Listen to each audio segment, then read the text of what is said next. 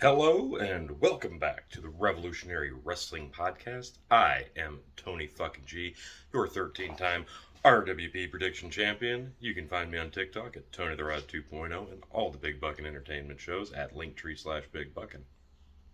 So let's start things off. We do have a little bit of updates, and I've got your Dynamite results in case you missed the show. First and foremost, we did have a MJF package recapping what happened at the pay-per-view. We sprinkled in some crowd reaction, pretending like this is actually the big story. Unfortunately, it should be, but it really isn't. Then we got a video package from Tony Khan. And let me tell you, the boos rained down the second he got flashed up on the screen. It sounds like the honeymoon is over. This situation is volatile enough as it is, but now Tony Khan's even losing the support of the live crowd. That's big. That's pretty damn big. Ooh, I don't know if he can recover from that one. That's going to hurt him personally. First off, he says that the trios titles and the world title will all be completely vacated. Does not go into specifics about the incident, doesn't even mention any of the men by name. Just says the unfortunate situation is forcing him to vacate all of the titles, and we will be crowning new trios champions tonight. Death Triangle versus Best Friends and Orange Cassidy.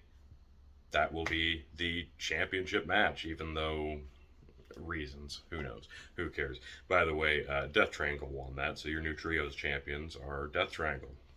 Pac's got a couple of belts now. Yay for Pac. Tony Khan also says that there will be a tournament. Stop me if you've heard this before.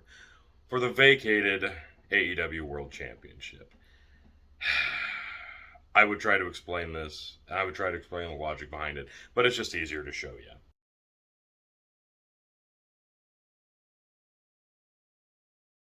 Now, the first match you're going to be seeing of this tournament is Bryan Danielson versus Hangman Adam Page.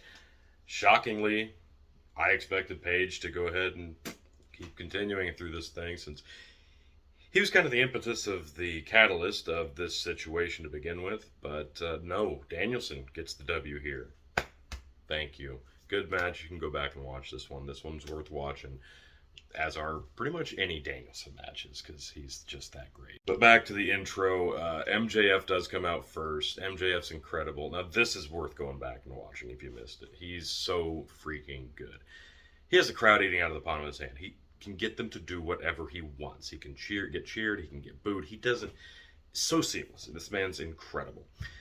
The highlight was hands down him still teasing the fact that, yeah, I'm back, but in 2024, I could still go. That's going to be a fun bidding war for my services, and I could still go up north and work for a real con. That was freaking hilarious. That man's brilliant. He's flawless in everything he does. And there's still people on the fence about this guy who don't think he's a star. I had this argument yesterday on Facebook. Buckle in. This kid's not even 30. He's only going up. And he's already potentially the biggest draw in this company. WWE wants him. Trust me, folks. This kid's electric. And if you're on the fence, you better just get off and get on board. Moxley comes out. Who gives a shit? He does his I'm a badass, I'm a vampire, I'm going to drink your blood shit. And argues with MJF. Great. I don't want to see an MJF Moxley match. I don't want to see a rematch there. I'd much rather see like a Danielson win the tournament, face MJF, a good match. We'll get what we get. He said MJF's music sucks. It kind of does, but it fits him. It works, so whatever. I'm not going to go into all the recaps from All Out. I'm not going to go into all the promos backstage because, frankly, who gives a shit? If you're that invested in some of these undercard guys, go back and watch the show, frankly. Tony Storm defeats Penelope Ford. It was fine. No complaints here, is what it is. Okay match. Nothing spectacular, nothing terrible. So, yeah, go watch it. Wardlow absolutely destroys Tony Nese, as he should. Please, God, let's recoup our losses with Wardlow and push this man the proper way. Yes, he's a champion, but you're doing it right now, finally. Making him look strong. Let's keep the momentum going. Thank you. Wheeler Yuta, the Ring of Honor Pure Champ, goes up against Daniel Garcia, and this was fine. People have their gripes about these guys, but they are talented. Good match. Daniel Garcia gets the win. Whew.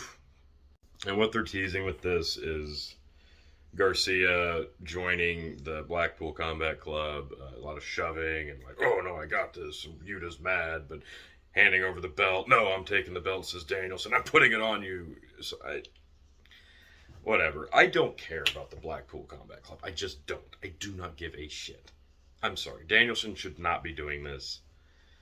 He's being completely wasted.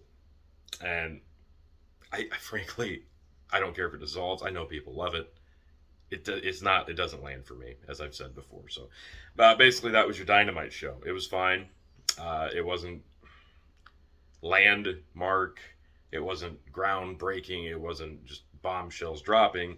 It was pretty standard fare, but I'll give it to Tony Khan for trying to put together something without several of the key components missing now. So, better than it could have been. I will say that. All right, the last thing we got to talk about, the vacated world title. Now, I don't expect Danielson to win this thing, but he should. He absolutely should. We'll see where that goes. Eventually, this is going to culminate in a Grand Slam, like I showed you before. Now, if this goes to Jon Moxley again, I'm going to be very disappointed.